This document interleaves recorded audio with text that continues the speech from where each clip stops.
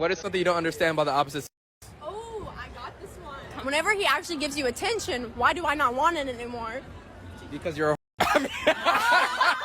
I mean. Man, just on demon time. This is my boyfriend. Oh. He is married, but we can be friends. Bro, she can't even get with Shrek. What an L, bro. You know what it is? I don't want to be in a committed relationship right now. I'm not seeking it. I'm not looking for it. If I'm talking to someone, I'm doing it because I'm either bored or I want the attention. And then when it comes to, and it's all fun and games, like, oh yeah, you're so beautiful. Oh, thanks. Thank you so much. Oh, how was your day? And we're having these convos. Yeah, it's fun. It's nice. But it's not going nowhere. It's not going to go anywhere. And if it comes to the point where you're like, oh yeah, let me take you on a date, I'm just gonna be like, no, sorry. This is exactly why you don't talk to chicks on dating apps for too long. They'll just sit there and absorb all of your attention. So both Charlene and I, in the span of a week, invited men over, and both of these men had something to say about our TV being on the floor.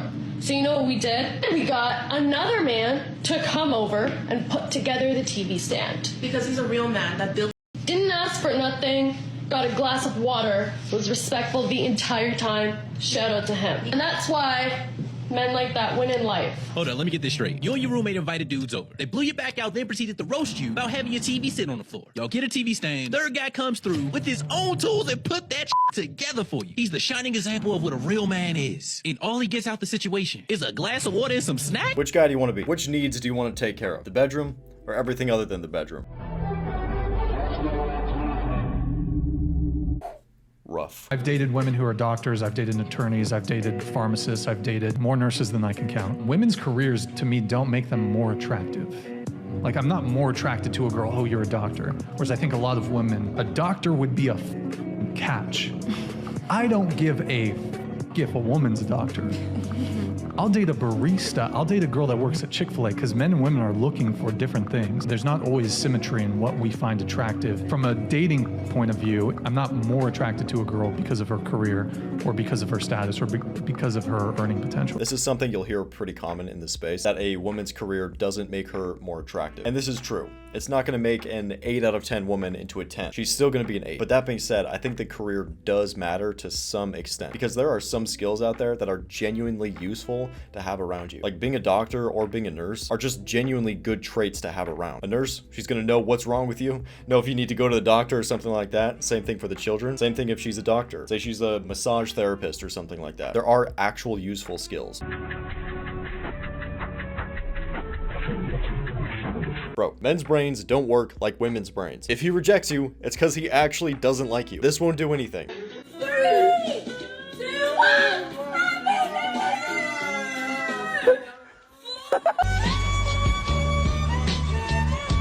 And I think for the purposes of, you know, town hall, let's just get into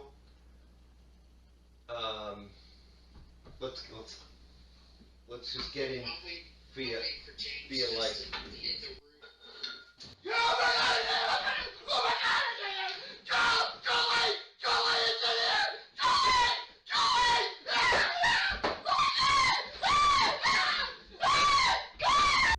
It's a squirrel. Relax. This is what having 0 testosterone looks like. Just your typical Californian. I got a question for the fellas. How come y'all are not shooting your shot in person? Okay, number one, I get that she was talking to me when she asked this question, but I'm going to answer it. A lot of you women are just rude. A lot of you are just rude and disgusting. And if a guy approaches you and you don't like him, like, you'll make a scene about it. Like, ugh, why are you talking to me? Yeah. Like, you get all loud and obnoxious. Versus if it's a guy that you're attracted to, like, you kind of lean into it more. You don't have to be so nasty. Do you know how much confidence it takes for a man to approach a woman? I've had men tell me personally that they waited to approach me until I was by myself or as I was leaving the club because they didn't know if I was going to freak out on them in front of my friends. Like, you don't have to be so nasty. Just do a nice, simple, sweet decline. Like, oh, no, I'm taking it, whether you are or not, and keep it pushing.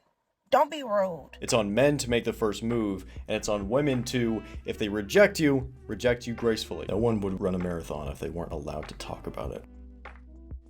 Bro, that's pretty funny. But this is not just a woman thing. Men do the same thing. Some people might think it's kind of cringy, but honestly, good for these people for undertaking something like that. It's difficult. Don't you want to be with a woman that is worldly, educated, well-traveled, can bring something to the table, rather than somebody that has absolutely no idea about anything in life and really can't contribute anything outside of just being a woman? You're being well-traveled is a giant red flag for most men, because typically, when a woman, if I look at a woman's Instagram page and I see pictures of her on a private jet, on a yacht, in multiple different fancy locations, she's in Mykonos here, she's in Paris, she's in Dubai, she's in New York, my immediate assumption is this woman is... So I've traveled a fair amount. You can check out my Instagram @GriffinMind if you want to see that stuff. And I met a good amount of girls doing that. And girls that go out and travel, especially the solo travelers, bro, they're looking to find themselves. And that's why I'd say girls that have traveled a good amount is a red flag. Because every single country she's going to, she's probably picking up 1 to 2 bodies in that country. Keeping it a stack. And if she goes to Dubai, it's game over. Yo. What's up? I'm gonna say a word and I want you to tell me the first word that pops up in your head. Okay. Alright, guys. Hot. Stupid. Money. Rubbish. Annoying. I'm gonna say a word and then I want you to tell me the first word that pops up into your head. Females.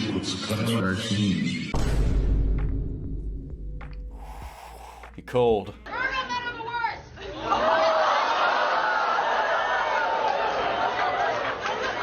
Alright, let's talk to somebody who spent Valentine's Day alone. Let's see.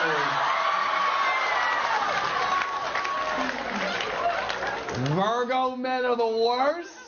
You know what's funny about this? Before I even defend myself, I don't even care. I don't even believe in this shit, but I can't let it slide, okay? Virgo men and Aquarius men. You're Aquarius? Oh, I thought you were annoying. I'm sorry. I'm so sorry. I thought, that's my bad. What are you in school for? Business? Yeah. Like minding your own?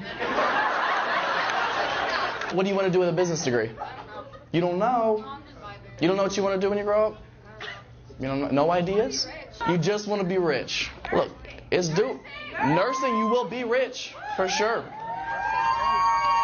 I don't know if you're Filipino enough to make it, but...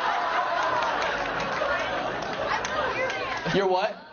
Hungarian? Well, my parents are. Your parents are from Hungary, and their daughter's from Thirsty? Oh man, is ruthless, bro.